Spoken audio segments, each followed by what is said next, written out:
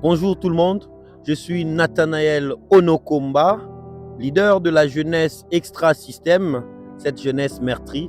Là, je suis dans le coulisse. Alors, je vais vous lire quelques questions que vous avez posées.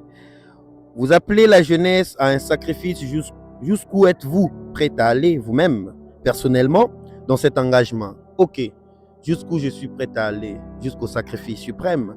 Je l'ai dit souvent, la couleur rouge de notre drapeau représente beaucoup pour nous.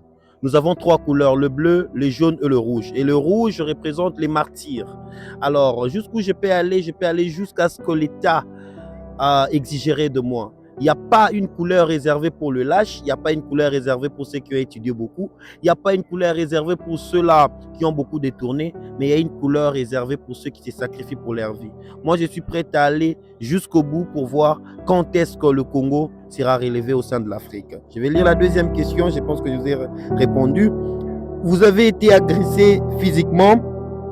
Que révèle cet incident selon vous sur les tensions actuelles et la sécurité des opposants politiques?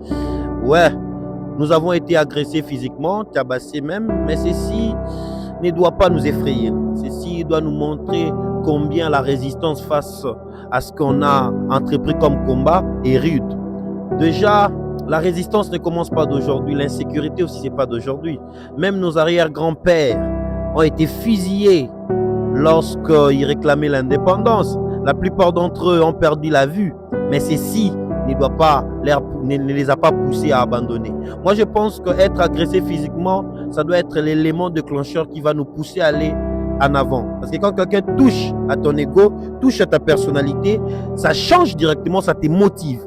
Donc, je pense que c'est vrai, on est en insécurité, c'est vrai, nous ne sommes pas protégés, mais je pense que ça ne doit pas nous démoraliser, plutôt de nous envoyer à aller encore en avant. Les concepts de la jeunesse extra-système que vous promouvez, est-ce un rejet total de partis politiques traditionnels ou s'agit-il d'une transformation interne? Je reçois beaucoup cette question. C'est les boycotts total, c'est les refus total, c'est un nouveau vent, une nouvelle génération qui naît. Lorsqu'on parle de la révolution, on rase la table. Et quand je parle de ceci, je parle et de l'opposition et de la majorité. On a été tellement marginalisés. Nous avons essayé de toutes les façons, mais le système nous a bloqués. Déjà, quand j'ai dit total. Donc, tout jeune ne doit pas s'identifier à un parti, mais il doit s'identifier à un combat. Et ces combats, c'est de la jeunesse extra-système. On a été exclus du système depuis longtemps.